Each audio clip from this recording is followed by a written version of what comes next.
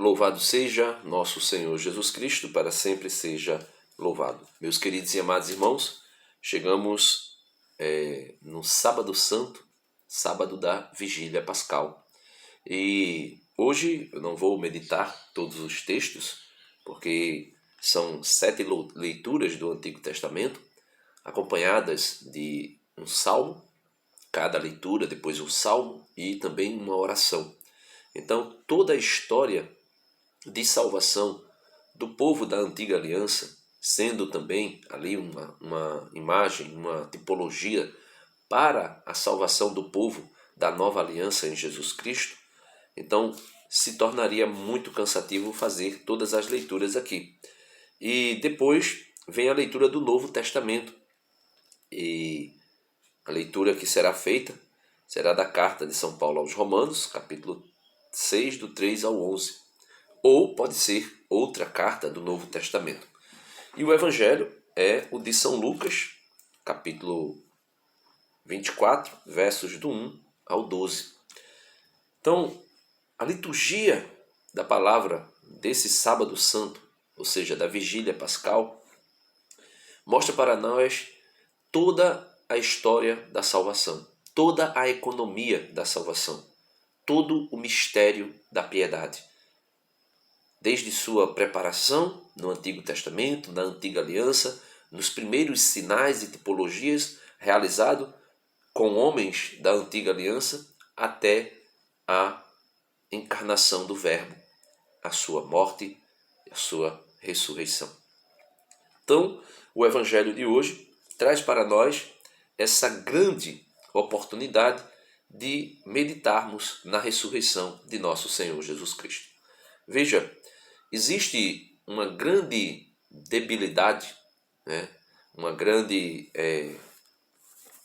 desvario no mundo protestante, uma insanidade, uma loucura, uma demência para compreender os significados da liturgia que a Igreja Católica celebra. Por exemplo, ontem nós celebramos às 3 da tarde uma coisa maravilhosa, linda, chamada Paixão de Nosso Senhor Jesus Cristo. E existe um momento que a Igreja pode chamar de adoração do lenho, adoração da cruz ou adoração de Cristo crucificado. E quando nós falamos disso, ou quando a Igreja em algum programa de televisão passa algo sobre isso, os protestantes vão dizer que nós estamos adorando a cruz de Cristo.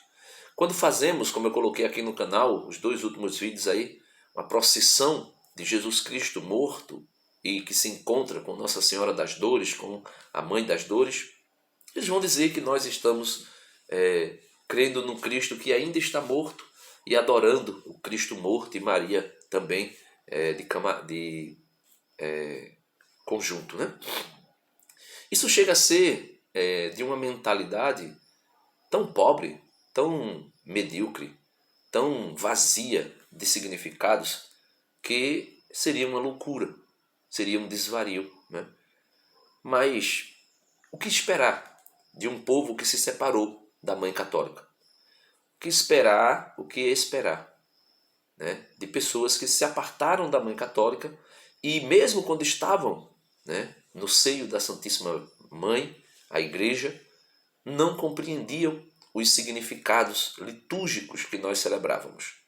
Por exemplo, na quarta-feira nós celebramos o ofício de trevas, porque é celebrado com a Igreja que vai sendo escurecida pelo apagar das luzes, e fica somente a última vela, apagar das velas, fica somente a última vela acesa, que representa Cristo, que é a luz do mundo e que não pode ser extinta de jeito nenhum, apagada de jeito nenhum.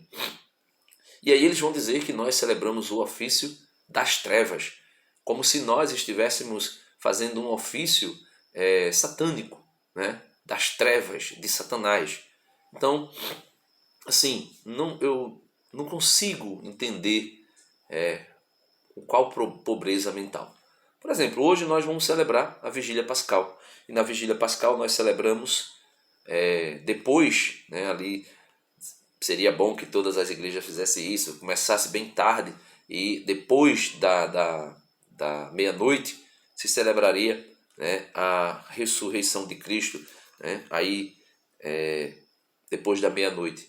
Mas, infelizmente, por conta dos ambientes, dos locais, das cidades, da insegurança que nós temos, né, num país que é tão violento, e também por dificuldade das pessoas se locomoverem, muitas pessoas moram longe das igrejas, tem tudo isso, né? Mas hoje, na vigília pascal, nós vamos ler o Evangelho da Ressurreição, capítulo 24 de São Lucas, versos do 1 ao 12. Veja que narrativa maravilhosa Lucas nos apresenta. E o interessante é que Lucas não nos coloca, irmãos, a insistência de um sepulcro vazio. Ele vai falar logo da lembrança das palavras de Cristo que disse que ressuscitaria. Isso aqui é bem interessante. Veja, no primeiro dia da semana, ou seja, no domingo, bem de madrugada, por isso seria bom que todas as igrejas fizessem a vigília pascal, passando da meia-noite para de madrugada celebrarmos a ressurreição de Cristo. As mulheres foram ao túmulo de Jesus, levando os perfumes que haviam preparado. Elas encontraram a pedra do túmulo removida, mas ao entrar não encontraram o corpo do Senhor Jesus e ficaram sem saber o que estava acontecendo. Nisso, 2 homens, com roupas brilhantes, pararam perto delas. Aqui 2 anjos. Tomadas de medo, elas olhavam para o chão, mas os 2 homens disseram: por que estáis procurando entre os mortos aquele que está vivo? Veja que coisa interessante. E aí eu fico pensando, né, a respeito do protestantismo. Quando a Igreja Católica, que formou a Bíblia, que juntou todos os livros do Novo Testamento, junto com os 46 do Antigo Testamento, e compilou a Bíblia, né, montou a Bíblia, será que ela não sabia que Cristo havia ressuscitado? E quando nós celebramos, como ontem, a paixão do Senhor, e celebramos aquela manifestação, aquela expressão litúrgica e religiosa da procissão de Jesus morto, aí elas vão dizer que nós cremos ainda que Jesus está morto. Quando nós lemos isso aqui, a igreja compilou a Bíblia, a igreja coloca isso aqui na sua liturgia. Tomadas de medo, elas olhavam para o chão, mas os 2 homens, os 2 anjos, disseram: por que estás procurando entre os mortos aquele que está vivo? Ele não está aqui, ressuscitou. E aí Lucas coloca essas palavras aqui no lábio dos anjos, né? Quando eu digo Lucas coloca, é porque Lucas escreve isso aqui que foi narrado pelas mulheres. Lembrai-vos do que ele vos falou quando ainda estava na Galileia. O Filho do Homem deve ser entregue nas mãos dos pecadores, ser crucificado e ressuscitar ao 3º dia. Então as mulheres se lembraram das palavras de Jesus, voltaram do túmulo e anunciaram tudo isso aos 11 e a todos os outros. Quem eram elas? Eram Maria Madalena, Joana e Maria, mãe de Tiago. Veja, essa Maria, mãe de Tiago aqui, não é a mãe de Jesus. Senão, São Lucas colocaria aqui com certeza. E Maria, a mãe do Senhor. Ela coloca a mãe de Tiago, né? Por isso alguns vão dizer que Jesus é irmão de Tiago, né? Por ignorância também. Também as outras mulheres que estavam com elas contaram essas coisas aos apóstolos. Mas eles acharam que tudo isso era desvario, ou seja, que era apenas uma insanidade mental, uma demência mental por tudo que tinha acontecido ontem na paixão. Uma loucura. E não acreditaram. Veja, eles não acreditaram. Pedro, no entanto, levantou-se e correu ao túmulo. Olhou para dentro e viu apenas os lençóis. Então, voltou para casa, admirado com o que havia acontecido.